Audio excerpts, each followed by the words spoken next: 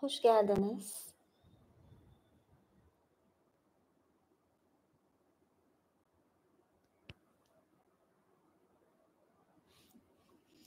Birazcık bekleyeceğim herkes toplansın diye. Dışarıda soğuk bir hava var. Tam bir ayaz. İstanbul ayazı. Hava açık ve ayazlı, buz gibi bir hava. Bugün ne okusam, ne okusam diyordum. Açıkçası birçok efsanede geçen bir kavramı incelemeye başlamak istedim. Şu anda açık bir hava var. Fırtına, tufan falan kopmuyor ama tufan mitleriyle ilgili okuma yapmak istiyorum ve bunu böyle sürdüreceğim, devamı gelecek ama bugün bir başlangıcını yapalım. Thank you. Şöyle birazcık kamerayı.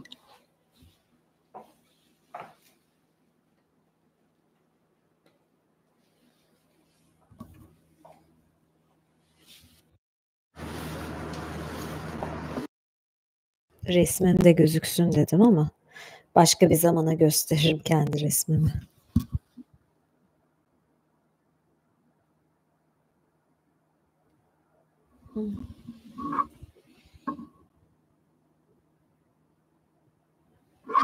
Thank you.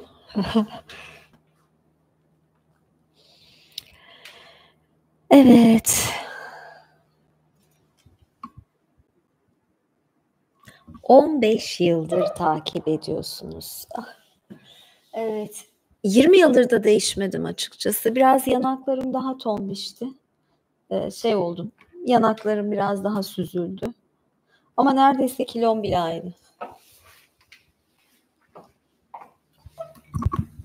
Evet, biraz daha uzaklaştırayım bakayım da. Evet. Bakayım. Hı hı.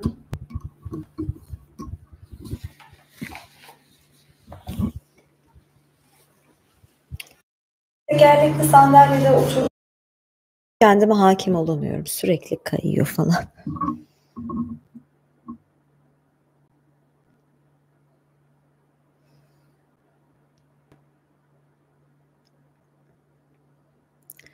Ah, Mike Regis, I remember you. You wrote me.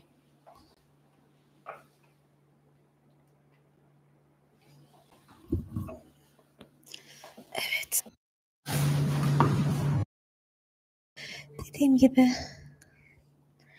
teşekkür ederim. Şu günlerde böyle yeşil şekildeyim.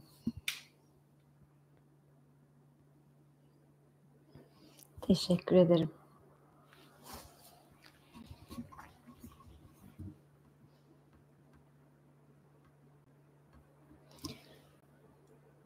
Ah.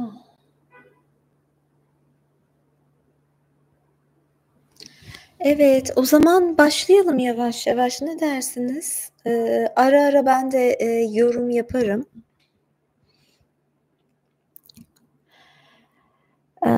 After the reading and after the broadcast, tomorrow I will, put subtitles because today I can't put subtitles, but after that I will put subtitles and today, I am, I will read about Noah. Teşekkür ederim Yavuz Bey. Çok mersi. Böyle, takipçilerimin olması da güzel. Kanalımı destekleyen, bu da beni motive ediyor açıkçası. Teşekkür etmek istiyorsanız, destekte bulunmak istiyorsanız siz de böyle renklendirebilirsiniz. Evet, olacak. İspanyolca yazan da var, yani Meksika'dan yazan var.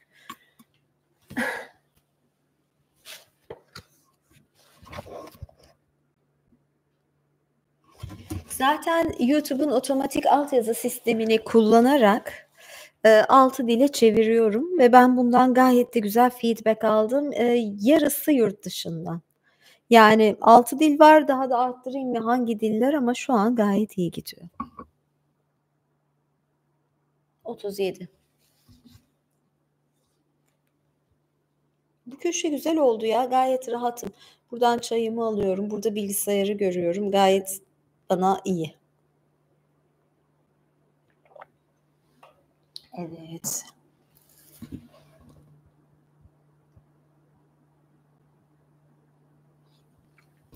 Teşekkür ederim Yavuz Bey. Ya şu sıra çok da erken uyuyamıyorum maalesef. Biraz uyku düzenim şaştı ama dikkat ederim.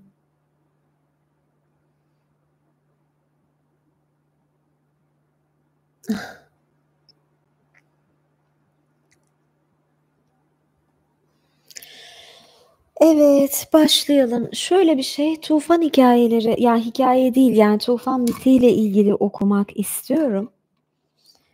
Eee, açıkçası şimdi ya da kitabın direkt ismini vermeyeyim ama, Muazzez İlmiye Çığ'dan metinler okuyacağım. Ve şöyle, çeşitli yerlerde tufandan bahsediyor ve ben ilk başta Tevrat'tan okuyacağım. Tevrat çünkü şeydir, hikâye gibi anlatır. Bu kısma geliyorum. Bugün böyle biraz daha ciddiyiz. Fark ettiyseniz üstüm başım da ona göre.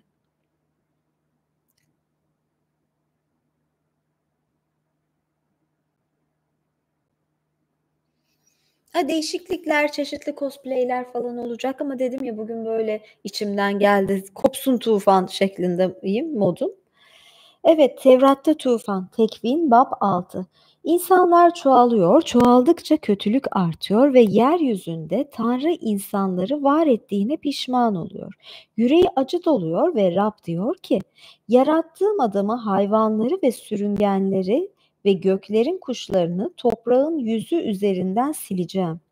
Çünkü onları yaptığıma nadim oldum. Fakat Nuh Tanrı'nın gözündeydi çünkü o Allah ile yürüdü. Nuh'un Sam, Ham, Yafes adlı 3 tane oğlu oldu.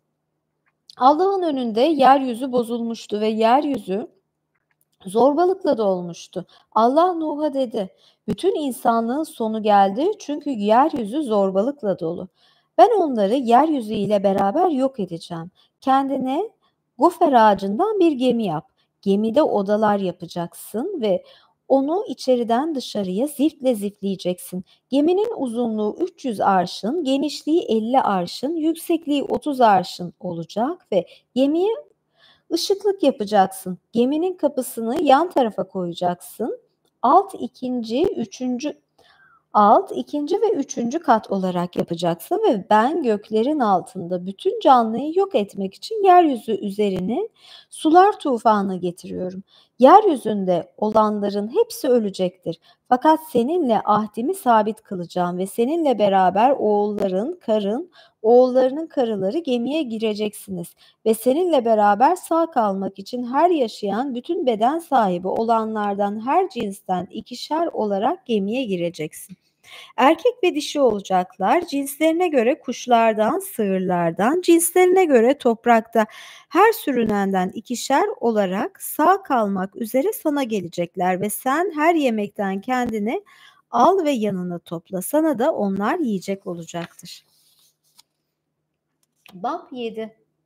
Ve Rab Nuh'a dedi, sen bütün evdekilerle gemiye gir çünkü seni bu nesil için salih görüyorum. Bütün yeryüzünde zürriyetlerinin sağ kalması için kendine her temiz hayvandan erkek ve dişi olarak 7'şer, temiz olmayan hayvandan erkek ve dişi 2'şer, göklerin kuşlarından da erkek ve dişi olarak 7'şer alacaksın. Çünkü ben 7 gün sonra yeryüzüne 40 gün 40 gece yağmur yağdıracağım ve yaptığım her şeyi toprağın üzerinden sileceğim. Nuh Allah'ın kendisine emrettiği her şeyi ona göre yaptı. Yeryüzü üzerinde tufan olduğu zaman Nuh 600 yaşındaydı. Hepsi gemiye girdiler. Nuh Allah'ın emrettiği gibi temiz olmayan hayvanlardan, kuşlardan ikişer ikişer gemiye aldı. Nuh'un ömrünün 600. senesinde 2. ayda ayın 17. gününde bütün kaynaklar yarıldı. Göklerin pencereleri açıldı ve yeryüzü üzerinde 40 gün 40 gece yağmur yağdı. Bu arada Nuh'un gemiye aldıkları tekrar sayılıyor. Gemiye girdiler ve Rab kapıyı kapadı ve üzerinde 40 gün tufan oldu. Sular çoğalıp gemiyi kaldırdılar. Gemi suların yüzü üstünde yürüdü. Bütün dağlar örtüldü ve yeryüzünde hareket eden bir şey kalmadı. Yalnız Nuh ve kendisiyle beraber gemide olanlar kaldılar ve 150 gün sular yeryüzünde yükseldi ve Allah Nuh'u ve gemide olanları hatırladı ve yerin üzerinden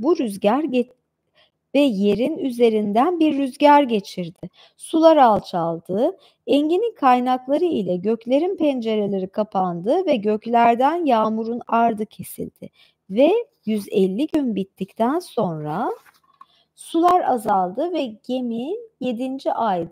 ayın 7. gününde Ararat dağları üzerine oturdu ve sular 10. aya kadar gittikçe azaldı. 10. ayın birinde dağların başında göründü ve 40 gün bittikten sonra Nuh geminin penceresini açtı, kuzgununu gönderdi.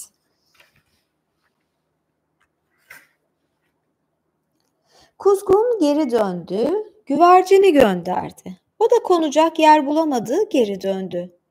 7 gün sonra tekrar güvercin gönderdi ve ağzında yeni koparılmış zeytin yaprağı ile geri döndü güvercin. Bu da bir zeytin ağacı, şu resim. Nuh suların yeryüzünden eksilmiş olduklarını bildi ve diğer 7 gün daha bekledi ve 601. yılında ve 601. yılında 1. ayda ayın 1'inde yeryüzünde sular kurudu ve 2. ayda ayın 7'sinde yer kurudu. Ve Allah Nuh'a dedi: sen, karın, oğulların, karıları, seninle beraber olan her beden sahibi, gerek kuşları, gerek sığırları, gerekse yer üzerinde sürünenleri kendinle beraber çıkar ki onlar yerde türesinler, semereli olup çoğalsınlar. Ve Nuh ile etrafındakiler gemiden çıktı ve Rab'a bir mezbah yaptı. Her temiz hayvandan, her temiz kuştan üzerinde yakma kurbanları yaptı ve Allah hoş kokuyu kokladı ve yüreğinden dedi ki: adamın yüzünden artık toprağı tekrar lanetlemeyeceğim. Çünkü adamın yüreğinin tasavvuru gençliğinden beri kötüdür. Yerin bütün günlerinin devamınca ekme, biçme, soğuk, sıcak, yaz, kış, gündüz ve gece kesilmeyecektir. Şöyle bir şey var. Nuh'dan sonra zaten bir barış ilan ediliyor ya, yani bir daha tufan yapmayacağım diyor ve güvercinin ağzında bir zeytin dalı vardı. O yüzden de zaten zeytin barışın simgesidir.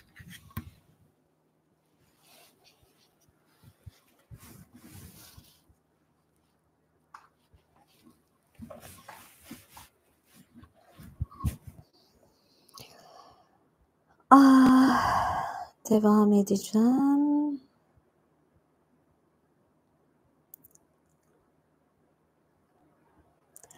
Ve Allah Nuh'a kendisiyle beraber olan oğullarına dedi ki: ahdimi sizinle sabit tutacağım ve yeryüzüne helak etmek için tufan olmayacak. Ahdimin alameti şudur: yayımı buluta koydum, yerin üzerine bulut getirdiğim zaman yay da bulutta görünecektir. Bu gökkuşağı olarak geçiyor. Görüldüğü gibi Tevrat'ta insanlar çoğalıp kötülük arttığı için tufan oluyor. Nuh peygamber olarak insanları tek Tanrı'ya inandırmak için uğraşmıyor. Çünkü o zaman henüz tek Tanrı düşüncesi yoktu. O iyi bir insan olduğu için Tanrı ona tufan olacağını ve ne yapması gerektiğini bildiriyor. Bu anlatıda bir hayli çelişki var. Birincisinde gemi dişi erkek olmak üzere kuşlardan, sürüngenlerden alınması söyleniyor. Arkasında temiz olanlardan deniyor. Temiz olanın ne demek olduğu açıklanmıyor. 7'şer 7'şer alması söyleniyor. İlk 40 gün 40 gece yağmur yağıyor. Kabaran sular gemiyi alıp sürüklüyor. 40. gün 7'şer gün ara ile geminin penceresinden kuzgunu, güvercini, tekrar güvercini gönderiyor Nuh. Gidenlerden biri bir zeytin dalıyla dönüyor. Zeytin ancak Akdeniz kıyılarında yetişir ve İsraillerin tufanı kendi ülkelerinde olmuş gibi algıladıklarını gösteriyor bu. Son gönderilen dönmüyor. Tabii bu demek ki karaya yerleşti demek. Dönmeye gerek duymuyor çünkü. Ve buna göre 61 günde gemiden çıkıyorlar. Daha sonra yağmurun yağması, suların taşması 150 gün sürüyor. Ancak Nuh'u hatırlıyor, yağmuru dindirip suları alçaltıyor, gemi Ararat Dağı'na oturuyor. Daha sonra devam ediyor. Gemiye bildiklerinde Nuh 600 yaşında, sular ancak 601. yılın 1. ayında yeryüzünden çekiliyor. Yani toplam olarak bir yıl sonra. Bir dakika ya, sular 601. Tamam, evet, 601 yaşındayken çekiliyor. Nuh aynı yılın 2. ayında ayın 17'sinde tekrar toprağı kuru görüyor ve ancak o zaman gemiden çıkıyor. Nuh Tanrı'ya yakma kurbanı yapıyor. Bu güzel kokuyu duyan Tanrı bir daha böyle felaket getirmeyeceğine söz veriyor ve bulut üstünde gökkuşağı gelince bunu tekrarlayacağım diyor. Görüldüğü gibi tufanın bitmesi 3 ayrı zaman dilimi içinde. İlkinde 61 gün, ikincisinde 150 gün, üçüncüsünde ise tam 13 ay ve 17 gün gibi. Yani akıl alacak gibi değil. O kadar insan, o kadar zaman ne yedi, ne içti, nasıl hava aldı, bunlar tabii bahsedilmiyor. 40 gün bile çok uzun bir zaman. Bunun nedeni o ayrı kaynaklarda olan anlatılar yerleştirip bir araya getirilmiş olabilir ve Museviler tarafından ayrı zamanlarda ve ayrı kimseler tarafından yazılmış olabilir. Tevrat'ta yazılı olan bu tufan olayı daha sonra Museviler, Hristiyanlar, Müslümanlar arasında akıl almayacak şekilde efsaneleştirilmiş, geminin içindeki hayvanlar ve insanlar arasındaki yaşam ile ilgili inanılmayacak olaylar oluşturulmuş. Evet, bu Tevrat'taki Kur'an'dı ve bunun üzerine bir yorumu da okudum zaten. Şimdi Kur'an'da bu tufan olayı nasıl geçiyor? Yani nasıl geçtiğini okuyacağım çünkü parça parça geçiyor. Bir bakayım şöyle yorumlara.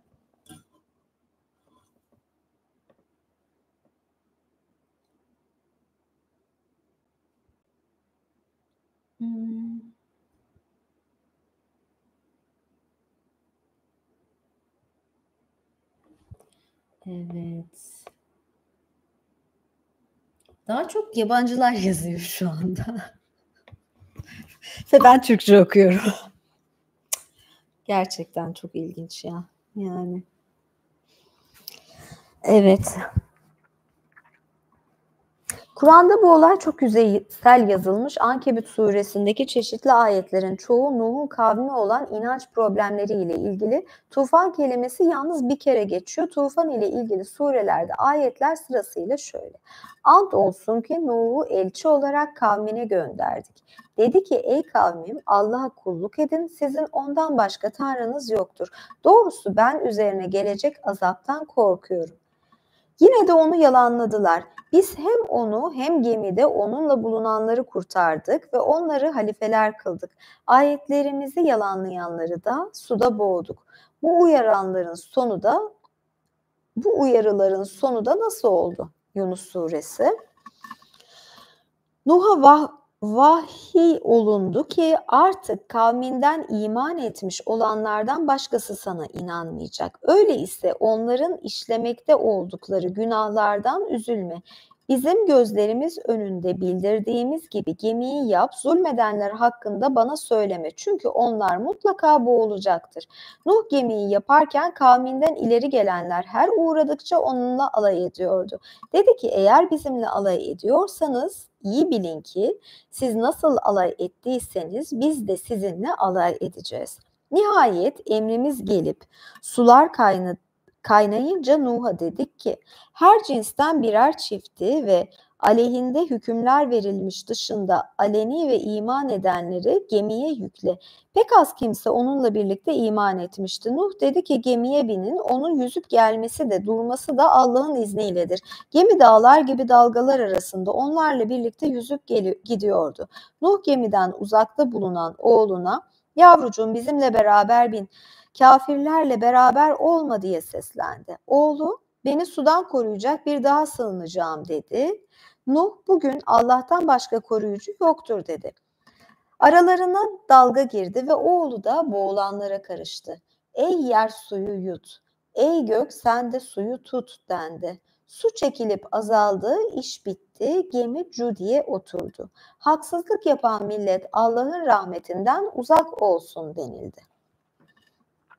Nuh, Rabbim beni yalancı çıkarmalarına karşı bana yardım et dedi. Bunun üzerine ona şöyle vahyettik. Gözcülüğümüz altında ve bildirdiğimiz şekilde gemiyi yap, bizim emrimiz gelip sular kaynayınca her cinsten birer çifti içlerinde daha önce kendisi aleyhinde hüküm verilmiş olanlar hakkında bana hiç yalvarma. Zira onlar kesinlikle boğulacaklardır. Sen yanındakilerle o gemiye yerleştiğinde bizi zalimler topluluğundan kurtaran Allah'a hamdolsun de ve de ki beni bereketli bir yere indir. Sen konuklatanların en hayırlısısın. Nuh, Rabbim kulum beni yalanladı. Artık benimle olanların arasında sen hükmünü ver, beni ve beraberimde inananları kurtar dedi. Bunun üzerine biz onu ve beraberindeki yüklü geminin içinde kurtardık. Geri kalanları suda boğduk. Şuara suresi. Andolsun ki biz Nuh'u kendi kavmine gönderdik ve 950 yıl onların arasında kaldı. Sonunda onlar zulümlerini sürdürürken tufan kendilerini yakalayabildi. Ama biz Nuh'u ve gemide olanları kurtardık ve bunu alemlere ibret kıldık. Ankebut suresi. Bunlardan önce de Nuh kavmini helak etmiştik. Çünkü onlar da yoldan çıkmış bir kavimdiler. Zariyat suresi. Onlara bir delil de soylarını dolu bir gemiye taşımamız ve kendileri için bunun gibi daha nice binerleri yaratmış olmamızdır. Dilesek onları da suda boğardık. Ne kurtaran bulunur ne de kendileri kurtulabilirdi. Yasin suresi. Evet. Şimdi biraz açıklama kısmına geleyim. Bu konuyla ilgili biraz açıklamalar olacak. Kur'an'da tufan olayı görüldüğü gibi çeşitli sureler içine dağıtılmış olarak anlatılmış. Burada bütün amaç olayı anlatmak değil, Nuh'un insanları Allah'ın birliğine inandırma uğraşısını göstermek. Eğer inanmazlarsa onlara da böyle bir felaket gelecek diye uyarılmaları. Bu öykülerden 7 sure içinde 20 kadar ayette değişik şekillerde söz edilmiş. Bunlarda yalnız bir kez tufan kelimesi geçiyor. Geminin nasıl yapılacağı, tufanın ne kadar sürdüğü, nereleri kapladığı, gemiden nasıl çıktıkları, Nuh'un neden 950 yıl yaşadığı belirtilmemiş. Tevrat'ta Nuh'un 3 oğlu birden gemiye giriyor. Kur'an'da bir oğlu inanmadığı için gemiye binmiyor ve boğuluyor. Bu da bir ders insanlara. Bir de tufana inanmayıp hazırlıklı olmayanların yok oldukları yazılıyor. Halbuki tufan yalnız Nuh'a bildirilmişti. Şöyle bir şey var. Şimdi Nuh'un 3 oğlu var ve biri inanmıyor, bilmiyor ya. Yani şey gibi bir durum var. Şimdi Nuh'un gemisi aslında yani kendi oğlu kendi oğluna bile inandıramamış ve torpil geçilmiyor. Kendi oğlu da helak oluyor falan. Yani hani bunun gibi bir şey var. Yani ben böyle bir şekilde okudum açıkçası.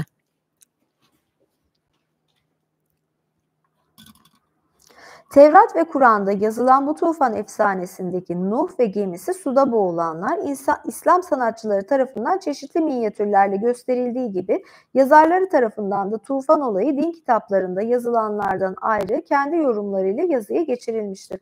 Bunların en güzel örneklerini Metin And'ın Minyatürlerle Osmanlı İslam Mitolojisi adlı kitabında buluyoruz. Şöyle bir şey, bu kitaplarda geminin ölçüleri bazı kaynaklara göre şöyle: uzunluğu 300, eni 50, derinliği 30 arşın. Başka bir kaynağa göre ise uzunluğu 1200, genişliği 600 arşın. 3 katlı geminin bir katı evcil ve yabani hayvanlara, üçüncü kat ise kuşlara ayrılmış. Gemide hayvan dışkıları çoğalınca Tanrı Nuh'a filin kuyruğunu çekmesini söylemiş. Kuyruk çekilince biri erkek, biri dişi 2 domuz çıkarak dışkıları temizlemişler. Herhalde yemişler yani bilmiyorum. Fareler çoğalınca aslanın 2 gözü arasına vuruyor Nuh.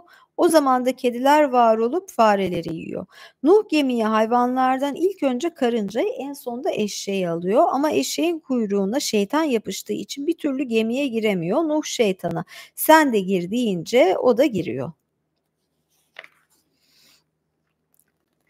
Aşağıdaki minyatürde de gemide şeytan gölge halinde gösterilmiştir diyor. Tamam. Yani ben bu şekilde okumuş oldum. Ay.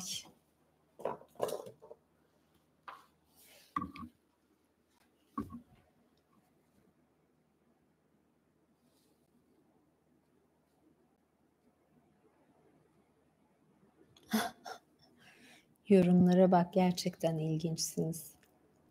Şöyle bir şey, yani şimdi ben bunu, bir metin ve inceleme olarak okudum. Yani, yoksa zaten, nasıl diyeyim size, yani bu bir dini oturum falan değil. Nuh'la ilgili kaynaklarda ve metinlerde yazanlar.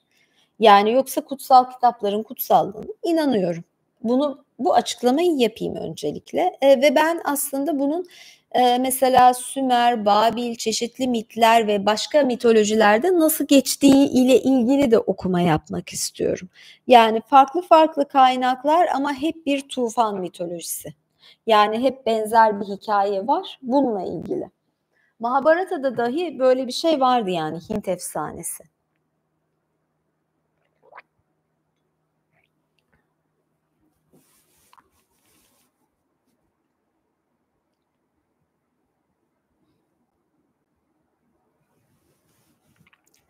Evet. Bugünlük bu kadar. Bir dahaki yayın büyük ihtimalle hafta sonu olur. Yani cumartesi olabilir ya da dedim ya, yayın koymasam bile hazırladığım video yedeklerim vardır. Böyle koyarım. Bugünlük bu kadar diyorum. Kanalı takip etmeyi, beğenmeyi, yorum yapmayı unutmayın. Görüşmek üzere. Biraz yaklaşayım mı aranıza? Geleyim mi bakayım kapatırken? Kapatırken her zaman biraz yaklaşıyorum. Böyle hoşça kalın diyorum. Red Ruby Hills mi? Niçin? Why?